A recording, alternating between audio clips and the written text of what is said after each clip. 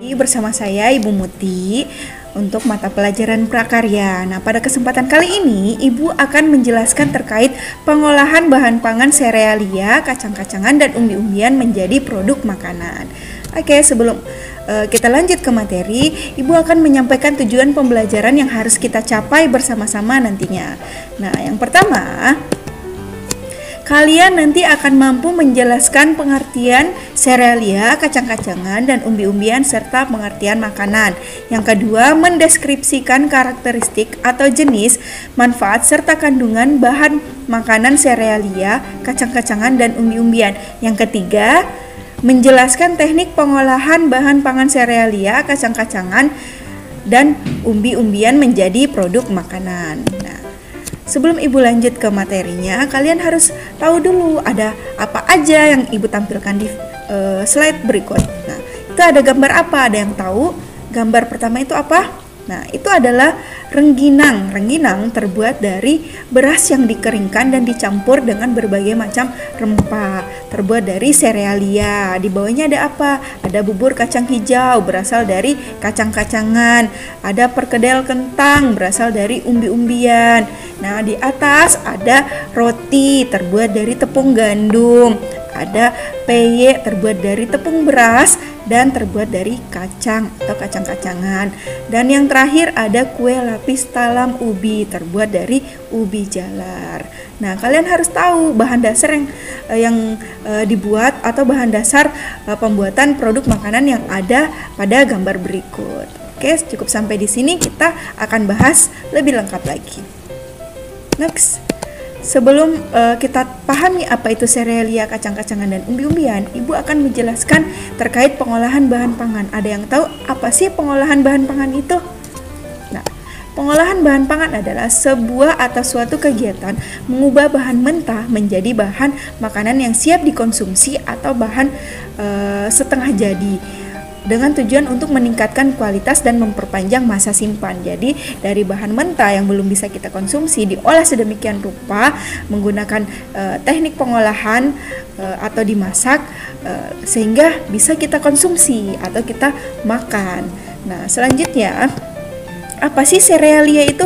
Serealia adalah jenis tumbuhan golongan padi-padian atau rumput-rumputan, bahasa latinnya yaitu Gramineae, dengan dibudidayakan untuk menghasilkan bulir-bulir atau biji-biji sebagai sumber karbohidrat atau pati.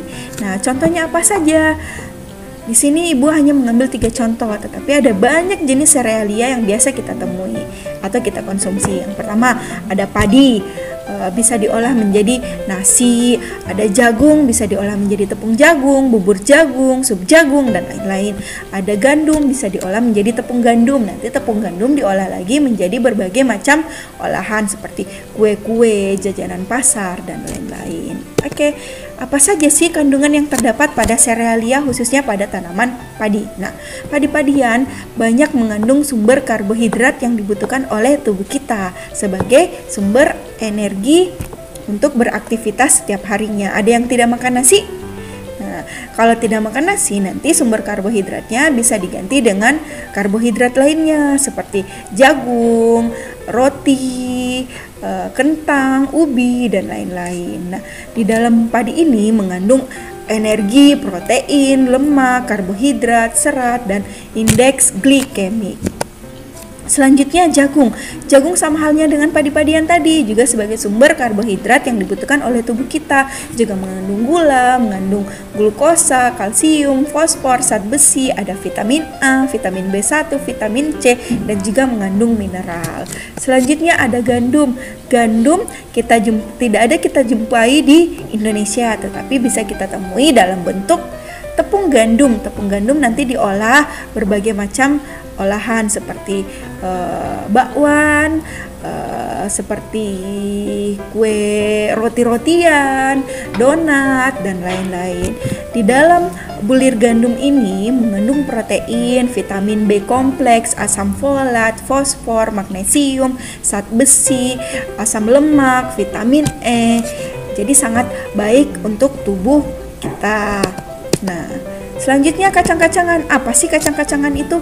Kacang-kacangan adalah sebutan untuk biji yang berukuran relatif besar dibanding dengan serealia. Kacang-kacangan ini selain dibutuhkan oleh manusia juga bisa sebagai bahan atau pakan ternak. Selanjutnya, contoh kacang-kacangan apa saja? Contoh kacang-kacangan yang sering kita konsumsi setiap hari.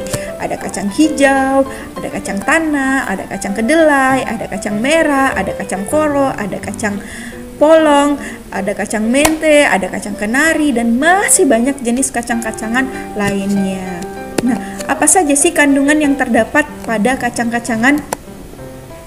Manfaat dan kandungan pada kacang-kacangan. Nah, kacang merupakan sumber energi yang baik untuk tubuh karena mengandung beragam nutrisi seperti protein, vitamin, mineral, dan juga lemak sehat. Sama halnya dengan serealia tadi, mengandung berbagai macam vitamin, protein, mineral, dan lemak sehat. Jadi ada penelitian yang mengatakan bahwa dengan mengkonsumsi sejumlah kacang atau dengan takaran yang secukupnya dengan panduan ahli gizi, dia akan membantu menurunkan berat badan seseorang. Jadi untuk kalian yang mau menurunkan berat badan, mau sehat, bisa mengkonsumsi kacang dengan jumlah yang sudah ditentukan. Oke. Next adalah umbi-umbian. Di sini ada banyak jenis umbi-umbi yang kita jumpai dalam kehidupan sehari-hari. Banyak di pasar, ada juga yang menanam di kebunnya. Nah, apa sih umbi itu? Umbi adalah organ tumbuhan yang mengalami perubahan ukuran dan bentuk atau pembengkakan sebagai akibat perubahan fungsinya. Jadi, tanaman yang ditanam mengalami proses pembengkakan, terus membesar sehingga bisa dipanen dan dikonsumsi. Jenis umbi-umbian yang sering kita jumpai ada ubi jalar, ada singkong atau kitela, ada talas, ada keladi, dan berbagai macam jenis umbi-umbian lainnya. Manfaat dari umbi. Umbi mengandung antibiotik dan antiseptik yang sangat baik. Umbi membantu melancarkan saluran pencernaan. Umbi juga membantu menurunkan resiko kolesterol. Kenapa dia dikatakan sebagai antibiotik dan antiseptik yang baik?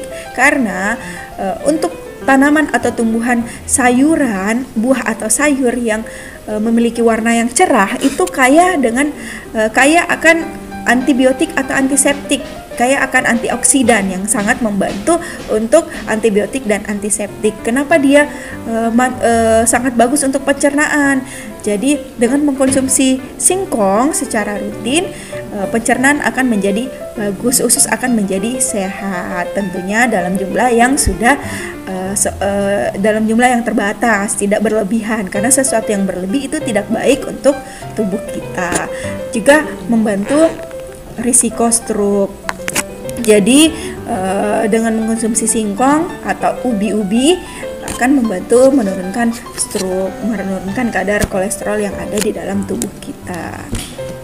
Next, setelah tahu tadi apa itu makanan, apa itu pengolahan makanan, apa itu serealia, kacang-kacangan dan umbi-umbian, apa saja contohnya, sekarang dengan serealia, kacang-kacangan dan umbi-umbian tadi bisa kita olah dengan berbagai macam teknik pengolahan. Nah, bisa dengan cara direbus atau boiling, bisa dengan cara digoreng atau di frying, bisa dengan cara dipanggang atau dibakar, dengan istilah grill atau baking, bisa dengan cara dikukus atau steaming, dan masih banyak teknik pengolahan lainnya. Ada juga tumis atau saute, ada juga menggoreng dengan minyak kecil atau sedikit, yaitu shallow frying. Nah, sampai di sini jika ada pertanyaan bisa langsung di komen atau bisa langsung ditanyakan nanti lewat Ibu. Oke, cukup sampai di sini materinya. Untuk materi selanjutnya nanti akan Ibu share lagi videonya. Tetap di rumah, stay at home, banyak-banyak belajar, rajin-rajin belajar. Pokoknya selalu sehat. Sampai bertemu lagi di video selanjutnya. Wassalamualaikum warahmatullahi wabarakatuh.